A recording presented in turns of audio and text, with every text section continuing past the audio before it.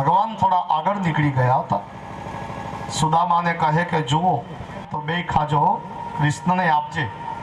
આમ કહીને ચણાની પોટલી આપી. હવે એ ચણાની પોટલી પોતે આમ સાથે રાખી હતી, ભગવાનને ખબર નહીં. તેમાં હાજ પડી, લાકડા તો કાપ્યા પણ એમાં વરસાદ થયો, અને એ વરસાદ થતા એટલું બધું પાણી આવ્યું કે બંને મિત્રો ફસાઈ ગયા. એક ઝાડવા ઉપર બંને મિત્રોએ ગાડીમાં બેસીને આખી રાત પસાર કરવી પડી. હવે બન્યું એવું કે રાત્રે ભગવાનને ભૂખ લાગી. વરસાદ વરસતો હતો, અંધારું હતું, એટલે ભગવાને સુદામાને પૂછ્યું, ભાઈ મને બહુ ભૂખ લાગી છે, તારી પાસે કંઈ હોય તો આપ. સુદામાના મનમાં વિચાર આવ્યો કે ચણા તો ઘણા બધા છે, પણ જો અડધા આપીશ કૃષ્ણને તો મારું પેટ નહીં ભરાય, હું ભૂખ્યો રહીશ. માટે જાણી જોઈને સુદામા ખોટું બોલે છે, મારી પાસે તો કંઈ જ નથી. ભગવાનથી હંતાઈને સુદામા એકલા ચણા ખાવા માંડ્યા. એટલે દાંતનો અવાજ તો આવે જ. એટલે ભગવાન કહે કંઈક તો ખાય છે, દાંતનો અવાજ આવે. સુદામા કહે ખાતો નથી, આ તો બહુ ઠંડી લાગે છે ને, વરસાદ વરસે છે એટલે દાંત બોલે છે, ખખડે. આમ ભગવાનની સામે એ ખોટું બોલ્યા.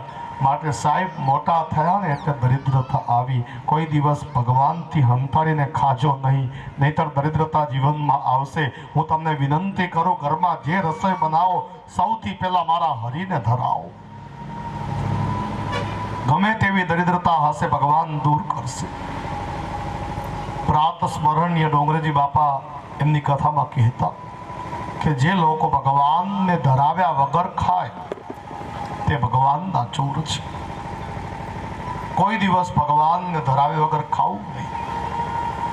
દિવસ થયો, સુદામાને સ્નાન કરાવ્યું છે. સુદામાએ સ્નાન કરી લીધું. પછી ભગવાન દ્વારિકાધીશ મહેલના દરવાજા સુધી આ મૂકવા માટે ગયા. સુદામાએ સ્નાન કર્યું ત્યારે ભગવાન દ્વારિકાધીશે પોતાનું પીળું પીતાંબર પહેરવા માટે આપ્યું હતું. અને પછી સુદામાએ રજા માંગી એટલે મારા હરિ દરવાજા સુધી આમ વળાવવા ગયા. એમાં ઓચિંતું ભગવાન બોલ્યા કે સુદામા, તમે જે પીળું પીતાંબર પહેર્યું હોય ને તો મારું છે. તમારું ફાટલું ધોતિયું તો રાજમહેલમાં ક્યાંક હશે.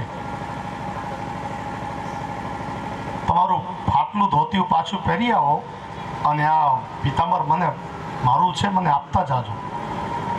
સુદામા પાછા મહેલમાં ગયા.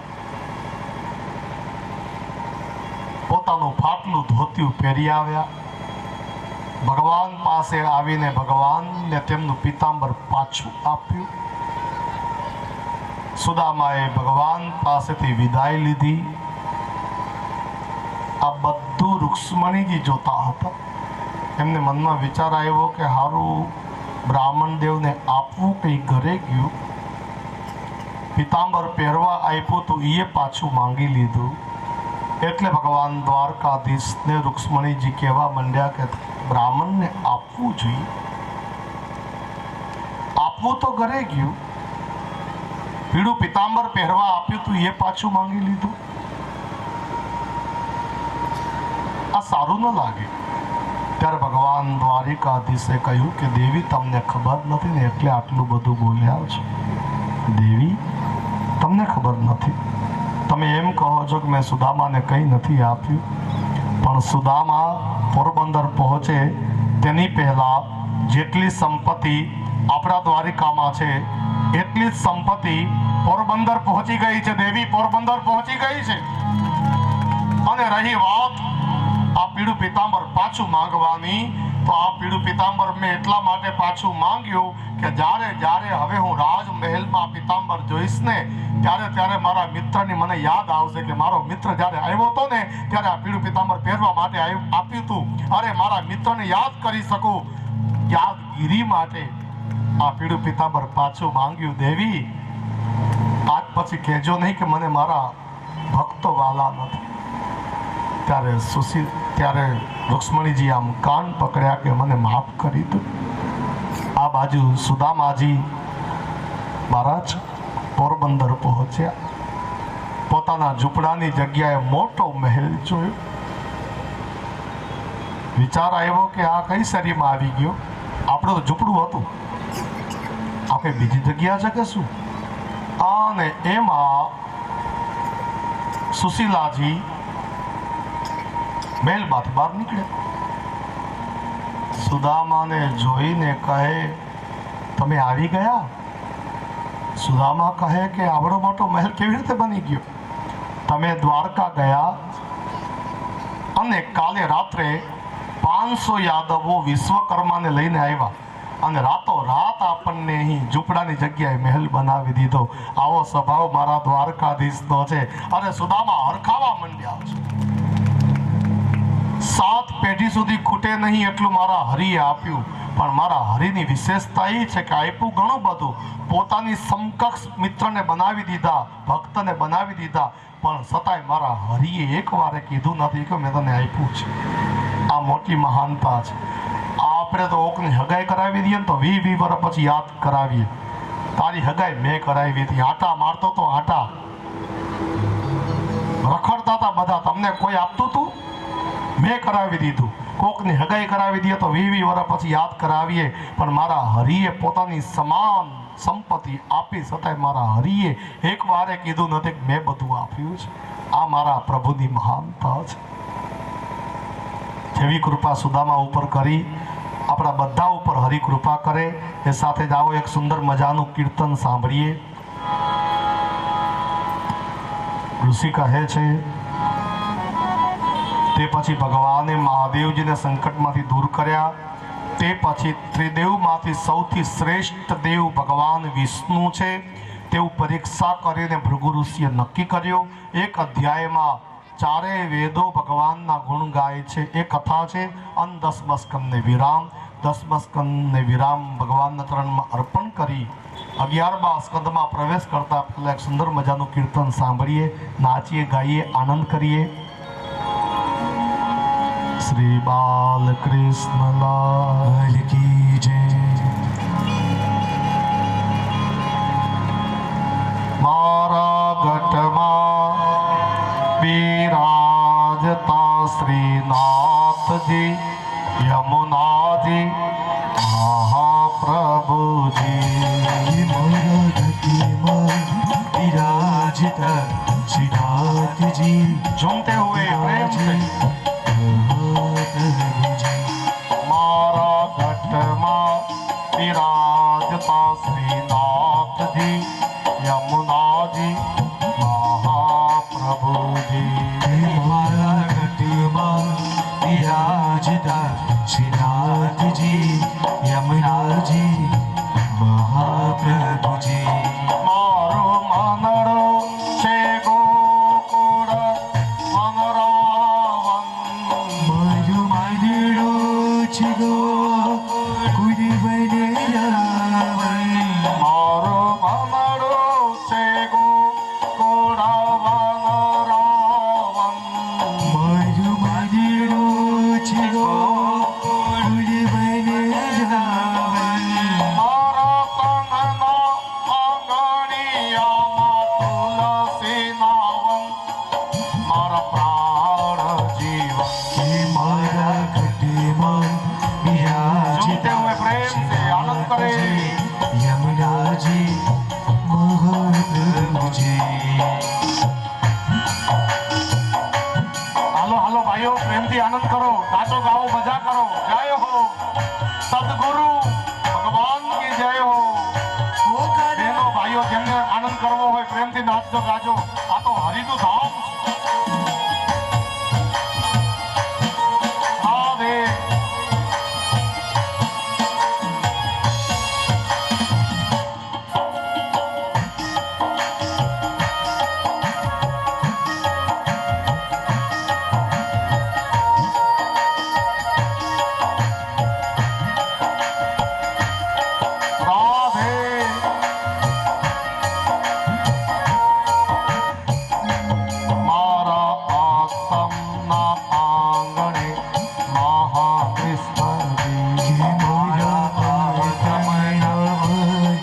શ્રી મહાકૃષ્ણજી. મારા આતમના આંગણે શ્રી મહાકૃષ્ણજી. કે મારા આત્મના આંગણે શ્રી મહાકૃષ્ણજી. મારી આંખો વિશે ગિરધારી રે ધારી. મારી આંખો દિશે ગિરિધારી રે ધારી. મારી આંખો વિશે ગિરધારી રે ધારી. મારી આંખો દિશે ગિરિધારી રે ધારી. મારા તનના આંગણિયામાં તુલસીના વન. મારા પ્રાણ જીવન.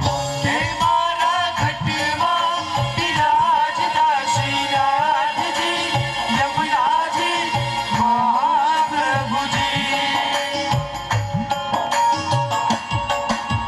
જય હો શ્રી દ્વારિકાધીશ કી જય હો. આવે ઓ કાના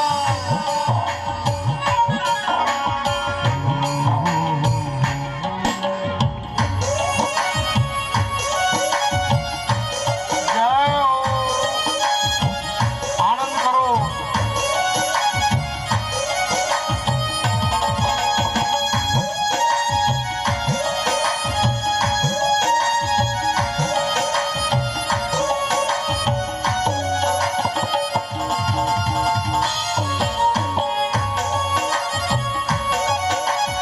રાધે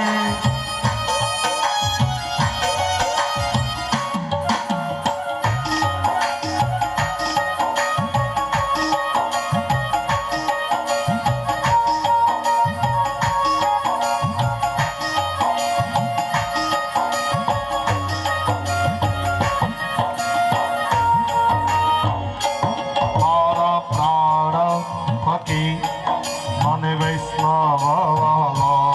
મારા પ્રાણ થકી વૈષ્ણવ વાલા. મારા પ્રાણ થકી મને વૈષ્ણવ વાલા. મારા પ્રાણ થકી વૈષ્ણવ વાલા. નેતા કરતા શ્રીનાથજીને કાલા રે વાલા. નિત્ય કરતા શ્રીનાથજીને કાલા રે વાલા. નેતા કરતા શ્રીનાથજીને કાલા રે વાલા. નિત્ય કરતા શ્રીનાથજીને કાલા રે વાલા. ભગવાનના મંદિરમાં ભગવાનની કથામાં જે નાચે, જે કથામાં નાચે એને જિંદગીમાં કોઈ નચાવી ન શકે. માટે પ્રેમથી નાચો, ગાઓ, આનંદ કરો.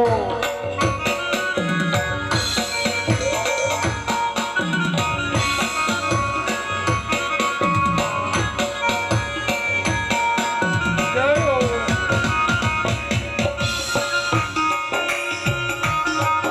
ઓ કાના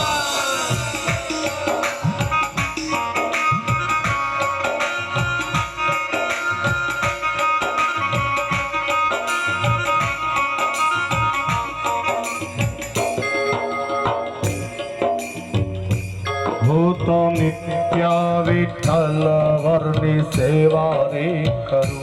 કે હું તો નિત્ય વિઠ્ઠલ દેવની સેવા રે કરું. હું તો આઠે સમા ગિરજા રે કરું.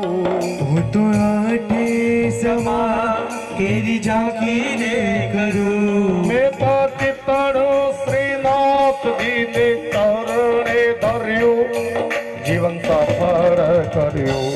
મારા ઘટમાં બિરાજતા શ્રીનાથજી, યમુનાજી મહાપ્રભુજી.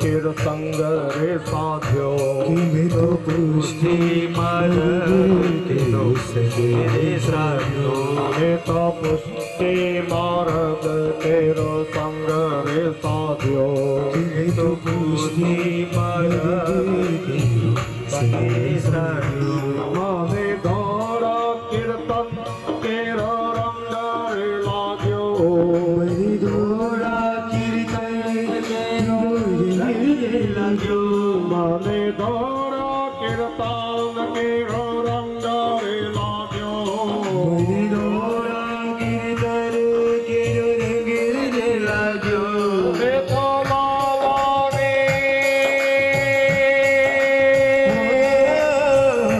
રે તો લાલા મિલાવી કેરો રંગ રે માગ્યો લો હાથ લાગ્યો કે મારા ઘટમાં બિરાજતા શ્રીનાથજી યમુનાજી મહાપ્રભુજી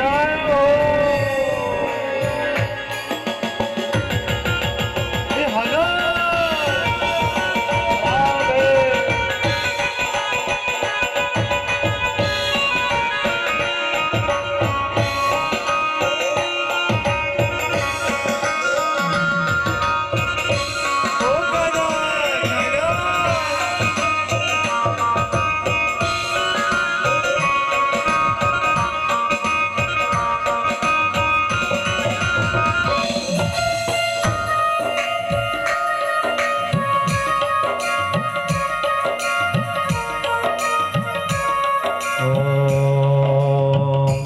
आओ जीवन लाओ हरि कदी नाम रे આવો જીવનમાં લાવો કઈ નામ રે आओ जीवन लाओ हरि कदी नाम रे આવો જીવનમાં જાવો મરી કઈ નામ રે वारे वारे मानव देह फरी नाम रे મારે વારે માધવ દેહ હરિ નામ રે वारे वारे मानव देह फरी नाम रे મારે વારે માધવ દેહ હરિ નામ રે फेरो न करे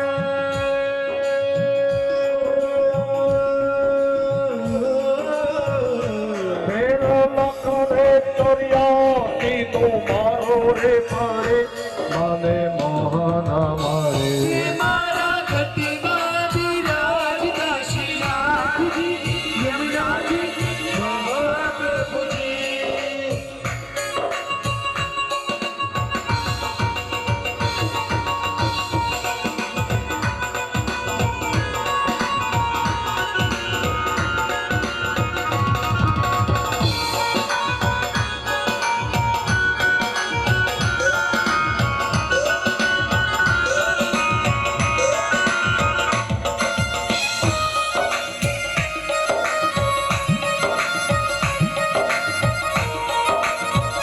જય હો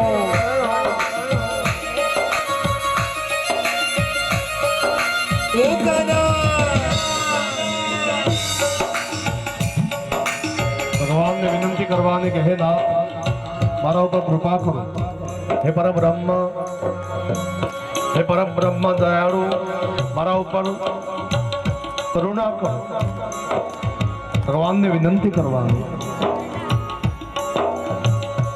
આવો જીવનમાં લાવો હરિ કદી નામ રે આવો જીવનમાં રવો નાથજી બોલો શ્રી યમુનાજી બોલો શ્રીનાથજી બોલો શ્રી અમદાજી બોલો શ્રીનાથજી બોલો શ્રી યમુનાજી બોલો શ્રીનાથજી બોલો શ્રી અમદાજી બોલો શ્રીનાથજી બોલો શ્રી અમદાજી બોલો શ્રીનાથજી બોલો શ્રી અમદાજી બોલો શ્રીનાથજી બોલો શ્રી અમદાજી બોલો શ્રીનાથજી બોલો શ્રી અમદાજી બોલો શ્રીનાથજી બોલો શ્રી અમદાજી બોલો શ્રીનાથજી બોલો શ્રી યમુનાજી બોલો શ્રીનાથજી બોલો શ્રી યમુનાજી બોલો શ્રીનાથજી બોલો શ્રીનાથજી બોલો શ્રી યમુનાજી બોલો શ્રી યમુનાજી બોલો શ્રીનાથજી બોલો શ્રી અમદાજી બોલો શ્રીનાથજી બોલો જય હો રાધે જય હો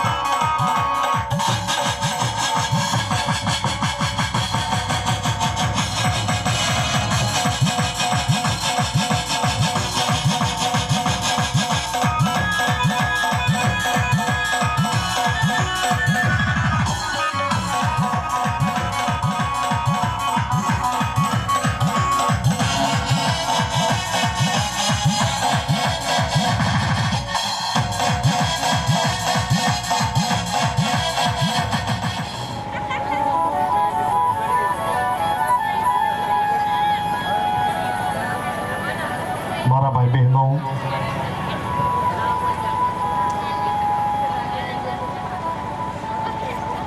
યાદવો મદથી સકી ગયા છે.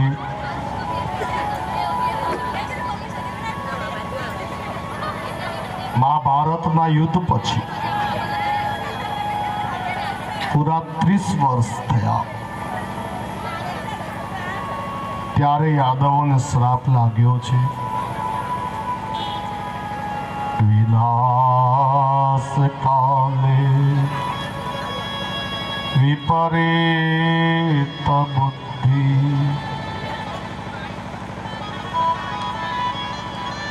ખરાબ સમય આવવાનો હોય, માણસની બુદ્ધિ બગડી જાય છે. સૌથી પહેલા બુદ્ધિ બગડે. જો બુદ્ધિ બગડે તો સમજવાનું કે હવે સમય ખરાબ આવવાનો છે. યાદવોએ બ્રાહ્મણોની મજાક ઉડાવી. જે દાડે બ્રાહ્મણની મજાક કરવાનું મન થાય, જે દાડે કોઈ સંતની મજાક કરવાનું મન થાય, સમજવાનું કે દુઃખી થવાના છે. ખરાબ સમય આવવાનો હતો. સૌથી પહેલા બુદ્ધિ બગડી.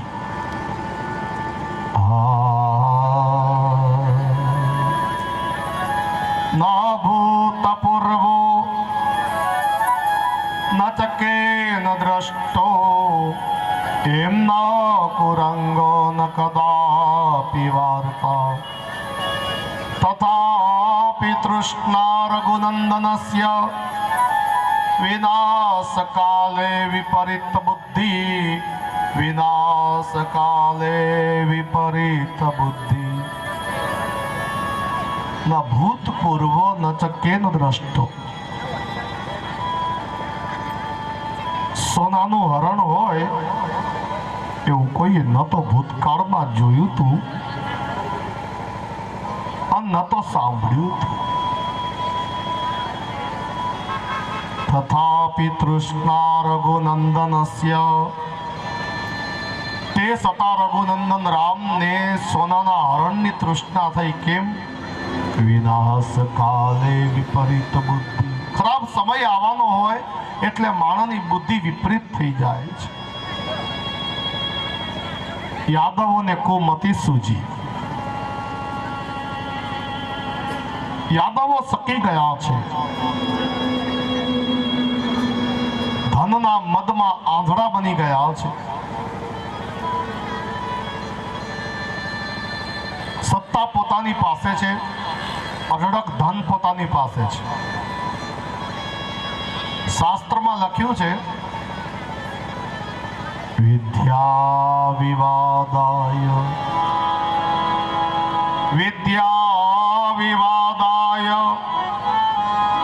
ધનમ મદાય શક્તિમ પરેશામ પરપીડનાય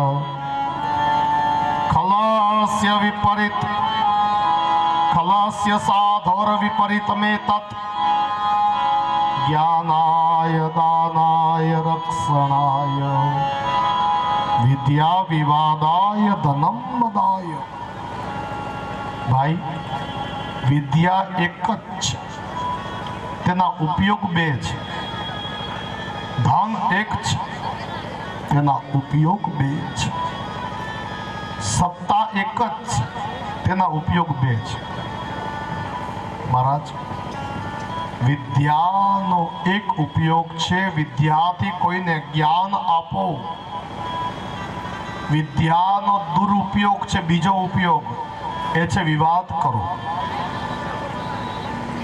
જ્ઞાન મળ્યું હોય, વિદ્યા મળી હોય તો કોઈને જ્ઞાન આપજો, વિવાદ ન કરજો. વિવાદ કરે તે દુર્જન છે, કોઈને જ્ઞાન આપે તે સજ્જન છે. તમે સજ્જન બનજો. ધનના પણ બે ઉપયોગ છે. કાં તો એ ધનથી દાન થઈ શકે અને કાં તો એ ધનથી મદ થઈ શકે. આઈ એમ સમથિંગ, અમારા જેવું કોઈ નહીં. ધનથી મદ ન કરજો, દાન આપજો. સત્તાના પણ બે ઉપયોગ છે. સત્તાથી કોઈની રક્ષા થઈ શકે અને સત્તાથી કોઈને પીડા પણ આપી શકાય. સત્તાથી કોઈની રક્ષા કરજો, કોઈને પીડા ન આપજો. સત્તા કદાચ હરી આપી હોય તો કોઈની રક્ષા કરજો, કોઈને પીડા ન દઈએ, પીડા ન પહોંચાડીએ. વિદ્યા વિવાદાય ધનમ મદાય શક્તિમ પરેશામ પરપીડનાય ખલસ્ય સાધોર વિપરીતમે તત જ્ઞાનાય દાનાય રક્ષણાય. મહારાજ, યાદવો મદથી સકી ગયા છે. મનમાં વિચાર આવ્યો કે આપણે એક કામ કરીએ, બ્રાહ્મણોની મજાક કરવા જઈએ, મસ્કરી કરવા જઈએ. સમય ખરાબ આવવાનો હતો એટલે આવો વિચાર આવે છે. ભગવાન કૃષ્ણ અને જાંબુવતી. મહારાજ, ભગવાન કૃષ્ણને 8 પટરાણીઓ હતી. તેમાંની જે જાંબુવતી હતી તે જાંબુવતીનો પુત્ર હતો સાંબ. ભગવાન કૃષ્ણ અને જાંબુવતીના પુત્ર સાંબને સ્ત્રીના કપડા પહેરાવ્યા. યાદવોએ સ્ત્રીના કપડા પહેરાવ્યા, સાડી પહેરાવી અને પેટમાં કપડા બાંધ્યા. ગર્ભવતી હોય તેવી રીતે પેટમાં કપડા બાંધ્યા. પિંડારક ક્ષેત્રમાં આવ્યા, ઘૂંઘટો તણાવ્યો. ત્યાં સપ્ત ઋષિઓ તપ કરતા હતા. બેટા થોડુંક સેટ કરને બરાબર. અત્યારે જો ગાવા માટેનું છે તો ગાવાની પ્રવચનનું કરો. મહારાજ, યાદવો વાહ મદથી સકી ગયા છે.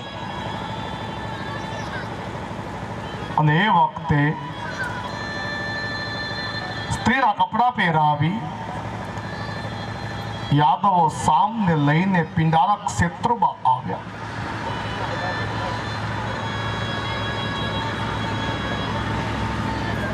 સપ્ત ઋષિઓ તપ કરતા હતા. ત્યાં આવીને કહ્યું કે આ અમારા ઘરની પુત્ર વધુ છે. અમે જાતીય યાદવો છીએ, દ્વારિકાથી આવ્યા છે. સાતે ઋષિઓને યાદવોએ પૂછ્યું કે આ અમારા ઘરની પુત્ર વધુ છે, વળી વળી તે ગર્ભવતી છે. આપને પૂછતા શરમાય છે, અને પુત્ર અવતરશે કે પુત્રી? એના વતી અમે પૂછીએ છીએ. યાદવોને ખબર છે કે કાં તો પુત્ર કહેવાના, કાં તો પુત્રી કહેવાના. પુત્ર કહે તો ખોટું પડશે અને પુત્રી કહે તો ખોટું પડશે, કારણ કે આ તો પુરુષ છે. જાણી જોઈને મજાક કરવા માટે જ પ્રશ્ન કર્યો. અને પુત્ર અવતરશે કે પુત્રી, કૃપા કરીને કહો. ત્યારે સાતે ઋષિઓ સાચું માની ગયા, અને સાચું માનીને સાતે ઋષિઓ નેત્ર બંધ કરીને આમ સમાધિ લગાવીને જાણવા માટે વિચાર કરવા માંડ્યા. અને તેમાં એક ઋષિને સમાધિ લાગતા તેમને ધ્યાનમાં જોવામાં આવી ગયું કે આ તો હારા કપટ કરવા માટે આવ્યા છે, આ તો હારા મજાક ઉડાવવા આવ્યા છે. અને એ ઋષિને ક્રોધ ચડ્યો, અને એ ઋષિએ નેત્ર ખોલીને શ્રાપ આપ્યો. ના પુત્ર વા નૈવ વા પુત્રી મુસલામ કુલનાશનમ. ના પુત્ર નૈવ વા પુત્રી, ન તો આને પુત્ર અવતરશે, ન તો આને પુત્રી. મુસલમ કુલનાશનમ. આના પેટમાં જે કપડા બાંધ્યા છે ને, એ કપડાની જગ્યાએ મુસળ પ્રગટ થશે, અને તે મુસળના કારણે તમારા સમૂચા કુળનો વિનાશ થઈ જશે. મુસલમ કુલનાશનમ. આ જગતમાં 3 મોટા શ્રાપ ગણાય છે. 3 શ્રાપ બહુ મોટા છે. તેમાંનો એક આપણે અત્યારે સાંભળ્યો, 56 કરોડ યાદવોને ઋષિએ શ્રાપ આપ્યો. તમારું આખું કુટુંબ એક દિવસ પરસ્પર ઝઘડીને કદાચ ભવિષ્યમાં સાપ થઈ જશે. મુસલમ કુલનાશનમ. મુસલત તમારા કુળનો નાશ કરશે. બ્રાહ્મણોના સંતોના નિહાકા ન લઈએ, એમની પૂજા કરીએ, એમને વંદન કરીએ, એમના આશીર્વાદ લઈએ, એમની સેવા કરીએ. ઘણા લોકો તીર્થોમાં જઈને બ્રાહ્મણો સાથે કજિયા કરતા હોય, ઝઘડા કરતા હોય છે. એ સારું નથી. બ્રાહ્મણ દેવને પ્રણામ કરો, સંતોને પ્રણામ કરો, એમના આશીર્વાદ લો. એમના નિહાકા લઈને એમને નારાજ કરીને આપણે ક્યાંય સુખી થવાના નથી. યાદ રાખજો. ગાંધારી ભગવાન દ્વારિકાધીશ પાસે આવી. ભગવાન દ્વારિકાધીશ, તમે ધાર્યું હોત તો યુદ્ધ ન થાત. મારા 100 દીકરાઓ મર્યા, અને આ દ્રશ્ય મારે જોવું પડ્યું. હું શ્રાપ આપું છું, એક દિવસ એવો આવશે તમારું આખું કુટુંબ કપાતું હશે. તમારું આખું કુટુંબ પરસ્પર ઝઘડીને મળતું હશે, અને એ દ્રશ્ય હે દ્વારકાધીશ તમારે જોવું પડશે. જેમ મારું કુટુંબ કપાયું, એમ તમારું પણ કુટુંબ કપાજો. હું શ્રાપ આપું છું. ગાંધારીએ ભગવાનને જ્યારે શ્રાપ આપ્યો ને, મારા ભાઈ બહેનો, આપણને કોઈક જાહેરમાં અપમાન કરી જાય, આજથી 20 વર્ષ પહેલા કોઈ અપમાન કર્યું હોય ને આપણું, તો આજે આપણને યાદ હોય કે 20 વર્ષ પહેલા અમદાવાદ ગયા હતા ત્યારે આ ભાઈ આવું બોલ્યા હતા. અને 20 વર્ષ પછી પણ આપણે યાદ રાખીએ, કોઈ દિવસ ભૂલીએ નહીં. કોઈક અપમાન કરે તો આપણને ગમતું નથી. તમે વિચાર કરો, ભગવાનને તો આવડો મોટો શ્રાપ ગાંધારીએ આપ્યો કે આખું કુટુંબ કપાઈ જજો. છતાંય ભગવાન જે બોલ્યા ને એ સાંભળો. જ્યારે ગાંધારીએ ભગવાનને શ્રાપ આપ્યો કે તમારું કુટુંબ કપાઈ જજો, ત્યારે ભગવાન દ્વારિકાધીશે એવું કહ્યું કે હે સતી, હું આપનો આભાર માનું છું. કોઈ શ્રાપ આપે એને પણ થેન્ક યુ કહે, કોઈ શ્રાપ આપે એને એનો પણ આભાર માને, એવો સ્વભાવ મારા દ્વારકાધીશનો. ગાંધારીએ શ્રાપ આપ્યો, ભગવાને આભાર એટલે માન્યો કે સતી, હું ઈચ્છતો હતો કે તમારા જેવી કોઈ સતી શ્રાપ આપે. હું જાણું છું કે ભવિષ્યમાં મારા ઘરની અંદર જ કળિયુગ આવવાનો છે. અને અધર્મ કળિયુગ મારા ઘરની અંદર હશે તો પણ હું નહીં સાખી લઉં, હું સહન નહીં કરું. ગાંધારીએ ભગવાનને શ્રાપ આપ્યો, એ બીજો શ્રાપ સૌથી મોટો. અને ત્રીજો શ્રાપ ધર્મરાજ યુધિષ્ઠિરે આપ્યો. જ્યારે મહારાજ મહાભારતનું યુદ્ધ ચાલતું હતું અને તેમાં જે દાડે કરણ રાજાને પાંચે પાંડવોએ ભેગા થઈને માર્યા, કરણ રાજાનું મૃત્યુ થયું. એ જ રાત્રિએ કરણ રાજાના મૃતદેહ પાસે, કરણ રાજાની લાશ પાસે કુંતાજી આવીને રોતા હતા. અને એ વખતે પાંચે પાંડવો અને દ્વારકાધીશ આવ્યા. કુંતાજીને જોયા તો કરણ રાજાના મૃતદેહ પાસે રોતા હતા. એટલે યુધિષ્ઠિર મહારાજે કહ્યું, માં, એક દુશ્મનના શબ પાસે રડે છે, આને કઈ રીતે માર્યો એ તમારું મન જાણે છે. આ કરણને જીતવા બહુ અઘરા હતા. હે માં, આ કરણને કેમ જીત્યા, કેમ માર્યો એ તો અમારું મન જાણે છે. કેટલી મહેનત પડી છે, કેટલો શ્રમ પડ્યો છે. અને આને માર્યા પાછી હવે આપણો વિજય નિશ્ચિત છે. આજ તો ખુશાલીનો દિવસ છે અને તમે એક દુશ્મનના મરદા પાસે આમ રોવો છો. એટલે કુંતાજી એટલું બોલ્યા હતા કે બેટા, આ આપણો દુશ્મન ન હતો. અરે આ કરણ તમારો સૌથી મોટો ભાઈ હતો. મારે 5 નહીં, મારે 6 દીકરાઓ હતા. અરે આ કરણ મારો સૌથી મોટો દીકરો હતો. યુધિષ્ઠિર, તું મારો મોટો પુત્ર નથી, મારો મોટો પુત્ર તો આ કરણ છે, તારો બીજો નંબર છે. અને આજે પહેલી વખત યુધિષ્ઠિરને ખબર પડી કે આ કરણ મારો ભાઈ હતો. અને જ્યારે કરણ રાજા મારો ભાઈ હતો એવી ખબર પડી ને, એટલે એ વખતે યુધિષ્ઠિર મહારાજને એટલો ત્રાસ થયો, એટલું દુઃખ લાગ્યું, પોતાના ઉપર જ નફરત થવા લાગી અને બોલવા માંડ્યા કે આજે એક હગા ભાઈને મારી નાખ્યો. અરે રાજગાદી માટે અમે સગા ભાઈને મારી નાખ્યો. સગા ભાઈનો વધ કરી દીધો. હે માં, આવડી મોટી વાત તમે હંતાડી. અરે અમને તો ખબર ન હતી કે આ મારો હગો ભાઈ હતો. પણ હે માં, તમને તો ખબર હતી ને.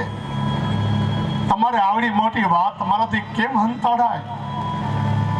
કુંતાજીને યુધિષ્ઠિર કહેવા માંડ્યા કે માં, તે મને વહેલું કીધું હોત ને કે દુશ્મનના પક્ષમાં, કૌરવના પક્ષમાં મારો હગો ભાઈ કરણ છે, એ મારો હગો ભાઈ છે, તો હું યુદ્ધ જ ન કરત.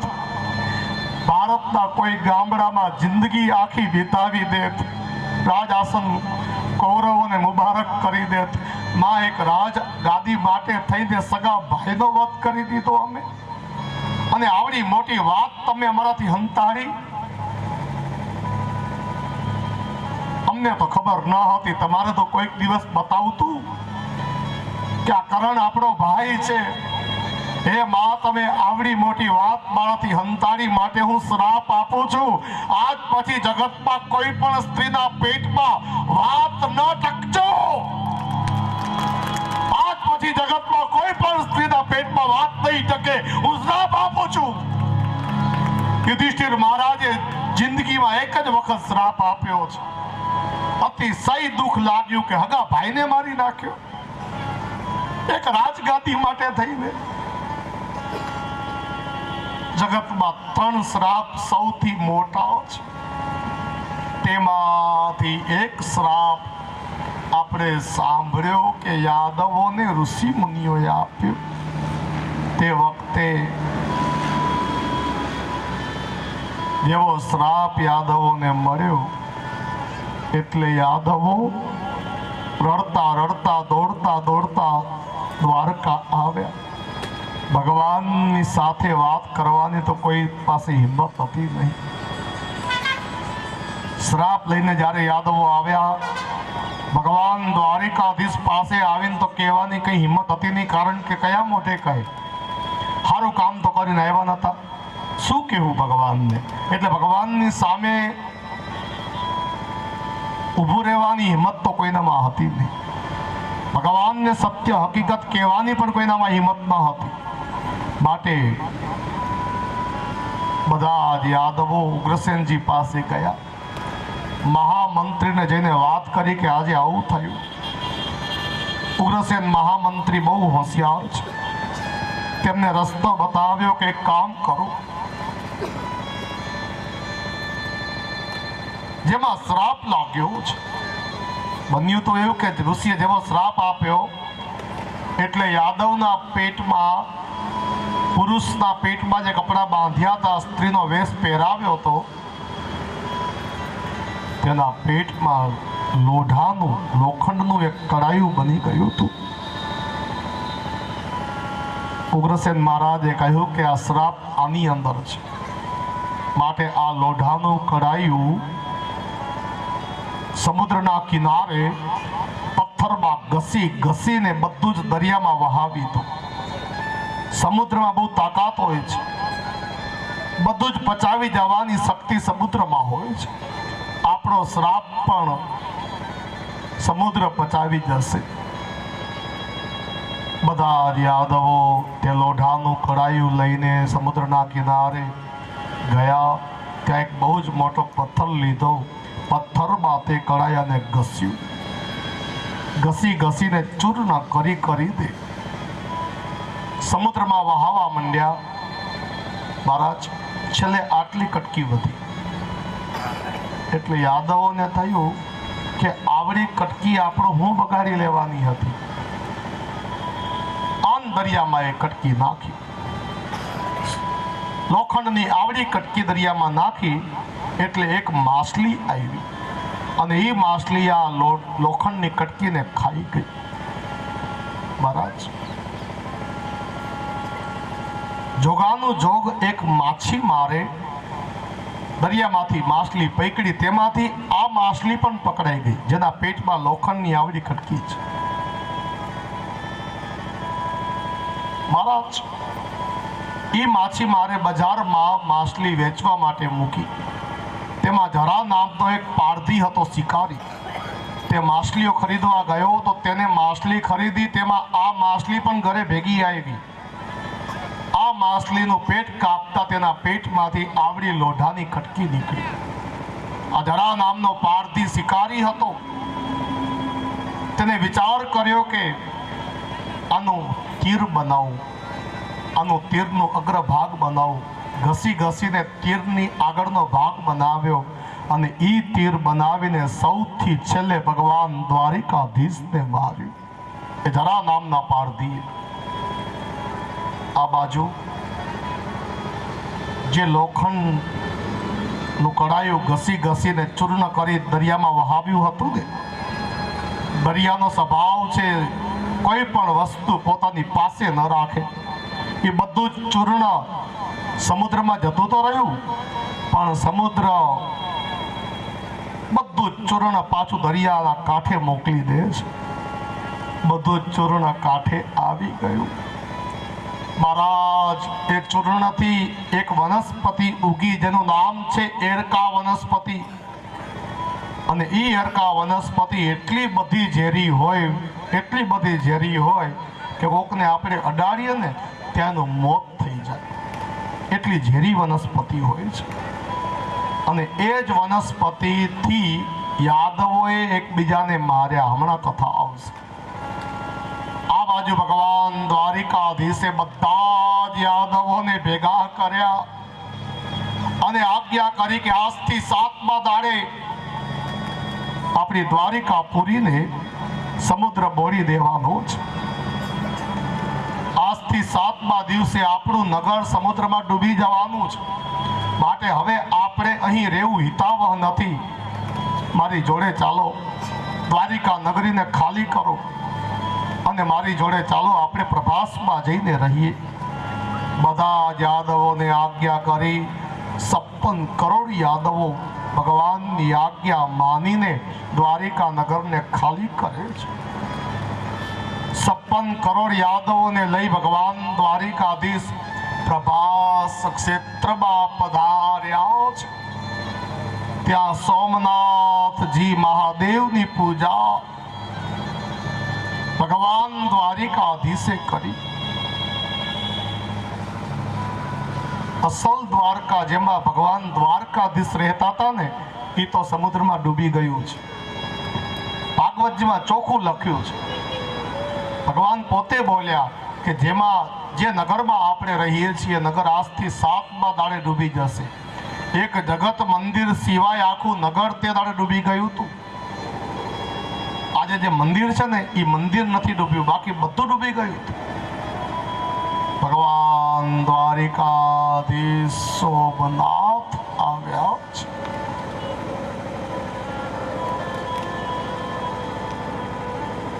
ભગવાન સોમનાથજીની પૂજા ભગવાન દ્વારિકાધીશે કરી છે.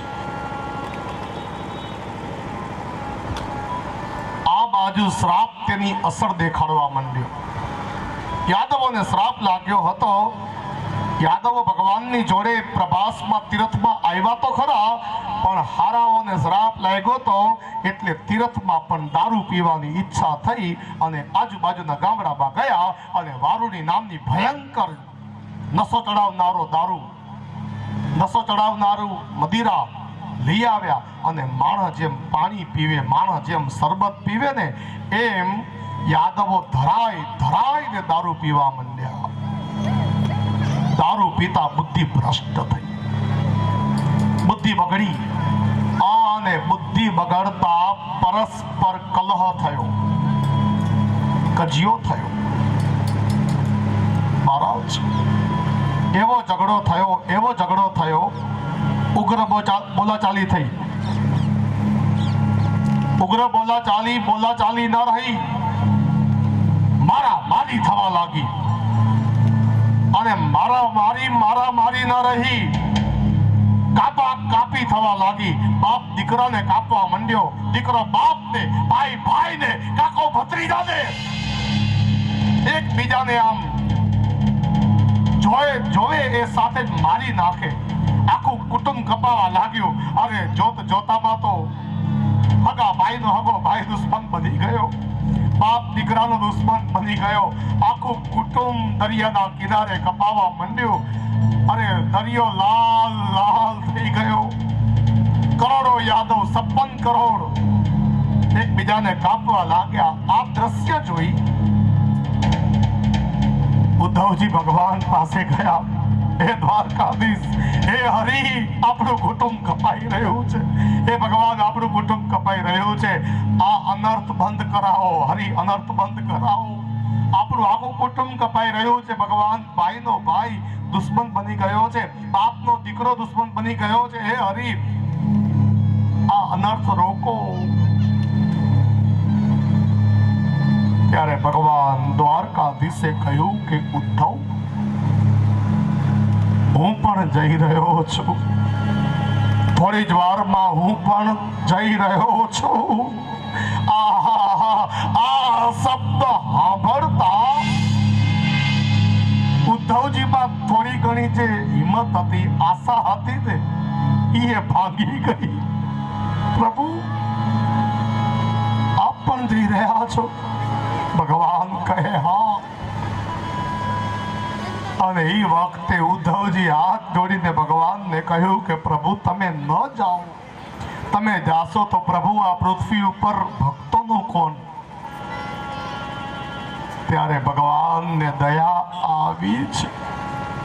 ભગવાને પોતાનું બધું જ તેજ શ્રીમદ ભાગવતમાં પધરાવ્યું અને કહ્યું કે આજથી શ્રીમદ ભાગવત મારું સ્વરૂપ ગણાશે.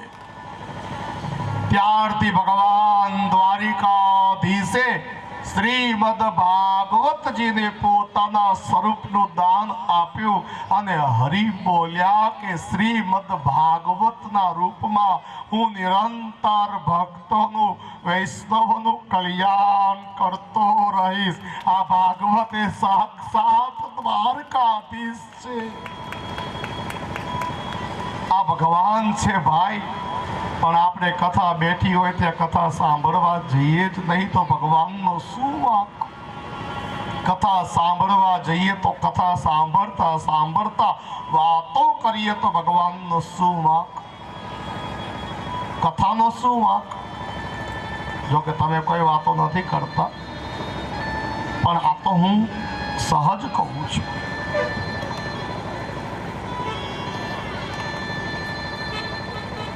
કથા શ્રદ્ધાથી સાંભળો. મહારાજ ઋષિ સુખદેવજી કહે છે કે હે રાજન, ઉદ્ધવજીએ વિનંતી કરી ત્યારે ભગવાને 24 ગુરુઓની કથા કહી છે. ભગવાન કહે દત્તાત્રેય અવતારમાં મેં 24 ગુરુઓ કર્યા હતા. દ્વારકાધીશે કહ્યું કે બે જ્યારે દત્ત અવતાર લીધો હતો ત્યારે મેં 24 ગુરુઓ કર્યા હતા. હું એક વખત ગંગાજીના કાંઠે બેઠો હતો અને એમાં યદુ મહારાજા ત્યાંથી નીકળ્યા.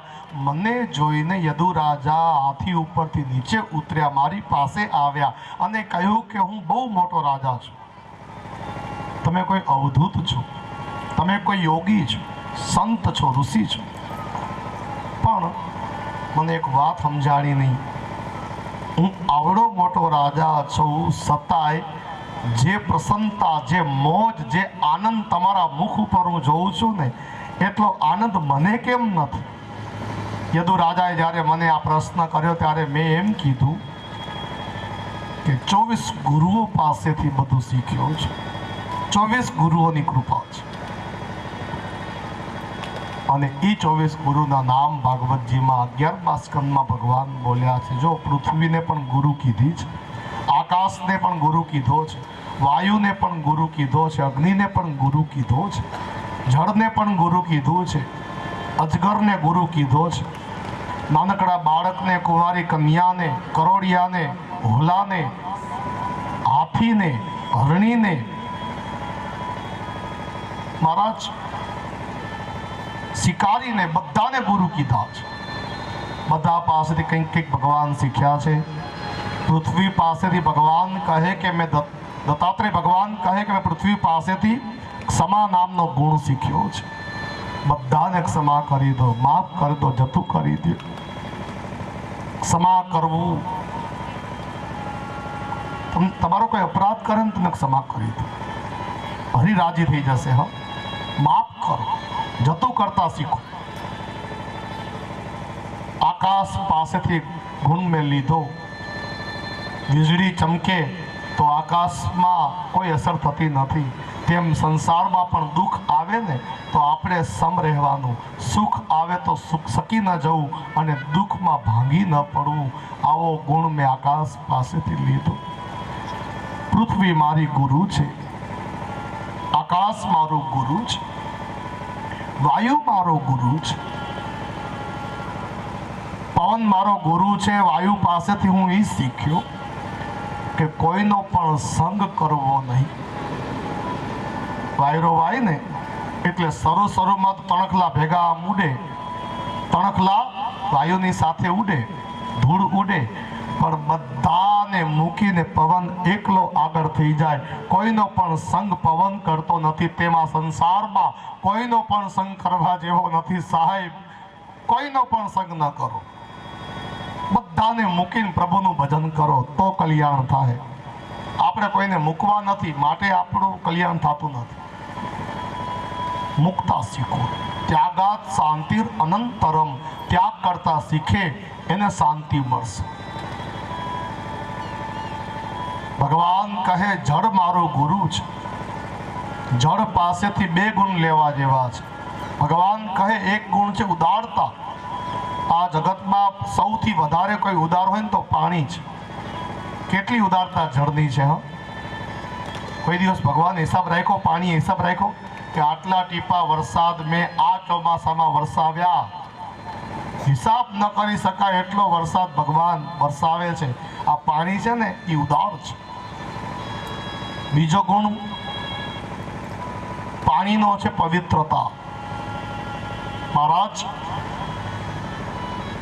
જળની બહુ મોટી વિશેષતા હોય તો એ છે કે પવિત્રતા, અને તેનાથી મોટી મહાનતા એ છે, પવિત્રતાની જ વાત કરીએ તો આપણે હવાર નાયા ના હોઈએ ને, નાવાનું બાકી હોય, અને જે ડોલમાં પાણી છે, જેનાથી આપણે નાવાનું છે, એ પાણીને નાયા પહેલા જોજો એકદમ ચોખ્ખું હશે. નાઈ લઈએ પછી એના એ પાણીને તમે ગટરમાં જોજો. આપણે નાયા હોઈએ એ જ પાણી ગટરમાં જતું હોય ને ત્યારે પાણી જોજો એકદમ મેલું થઈ ગયું હશે. આપણે નાયા ન હતા ત્યારે પાણી એકદમ ચોખ્ખું હતું, ક્લીન હતું. એ પાણી આપણને કદાચ એવું કહે છે કે બેટા, તું ચોખ્ખો થતો હો ને તો હું મારી જાતને મેલી કરી નાખવા માટે તૈયાર છું. બેટા, તું ચોખ્ખો થતો હો ને તો હું મારી જાતને મેલી કરીને આખો દિવસ ગટરમાં ભટકવા તૈયાર છું. વિચાર તો કરો, પોતે બચારું આખો દિવસ ગટરમાં ફર્યા કરે, ભટક્યા કરે, મેલું ઘેલું થઈને, પણ આપણને ચોખ્ખા ચટાક બનાવી દે. આવી મહાનતા બીજા કોનામાં હશે? વિચાર તો કરો. આટલું મહાન પાણી છે, અને એટલા માટે પાણી ગુરુ છે. ભગવાન કહે અજગર મારો ગુરુ છે. 24 ગુરુ પાસેથી ભગવાન કહે હું કંઈક શીખ્યો છું. કુંવારી કન્યા મારી ગુરુ છે. એક કન્યાને ભગવાન કહે જોવા માટે આવ્યા. ઘરમાં બીજું કોઈ હતું નહીં. એ કુંવારી કન્યા એકલી હતી. તેને ખબર હતી કે મને જોવા આવવાના છે. એટલે મહેમાનો આવ્યા. રોટલાનું ટાણું હતું. બપોરના 12 સાડા 12 વાગ્યા હતા. આ કન્યા એકલી હતી. હવે તો સ્વાભાવિક છે કે બધી જવાબદારી દીકરીની જ કહેવાય. એટલે મહેમાનોને બેસાડ્યા, પાણી પાયું. રોટલા ટાણું હતું એટલે રસોઈ બનાવવા માટે દીકરી બેઠી. બહાર ઓસરીમાં મહેમાનો બેઠા. રસોઈ ઘરમાં એ દીકરી રસોઈ બનાવવા માંડી. હવે ડાંગર ખાંડતી હતી. રસોઈ ઘરમાં ડાંગર ખાંડતી હતી. ડાંગર હંમેશા ગરીબના ઘરની નિશાની કહેવાય. હવે એ ખાંડે એટલે બંને હાથોમાં ઘણી બધી બંગડીઓ પહેરી હતી. એ પરસ્પર આમ ખખડે અને એનો અવાજ થાય એટલે એ દીકરીને વિચાર આવ્યો કે બહાર મહેમાનો સમજી જાય કે હું ડાંગર ખાંડું છું, મારી બંગડીઓ બહુ અવાજ કરે છે. એટલે બંને હાથમાંથી એક બંગડી તેને ઉતારી, વળી ડાંગર ખાંડવાની શરૂઆત કરી, પણ અવાજ બંધ ન થયો. વળી બંને હાથમાંથી એક બંગડી ઉતારી, છતાંય અવાજ બંધ ન થયો. વળી બંને હાથમાંથી એક બંગડીઓ ઉતારી, વળી ડાંગર તે ખાંડવા માંડી, તોય હજી બીજી બંગડીઓ પરસ્પર આમ અથડાઈને અવાજ કરતી જ હતી. અંતે બંને હાથોમાં એક જ બંગડી રહેવા દીધી. અવાજ બંધ થયો. ભગવાન કહે આના ઉપરથી હું શીખ્યો કે બહુ ભેગું કરશો ને તો ખખડશે. માટે જિંદગીમાં બહુ ભેગું ન કરજો વાલા, સંઘર્ષમાં મજા નથી. બહુ ભેગું કર્યું ને તો સારું ઉપાધિ થાય. એટલે જરૂરિયાતથી અતિશય વધારે ભેગું ન કરો. અને કદાચ ભગવાન આપતા હોય તો પછી વાપરવા માંડો. આવી સારી જગ્યાએ વાપરો, કથામાં વાપરો, કોઈ મંદિરમાં દાન આપો. મહારાજ તીર્થયાત્રા કરી આવો, પાંજરા પોળમાં દાન આપો. આ બધું કરવા જેવું છે.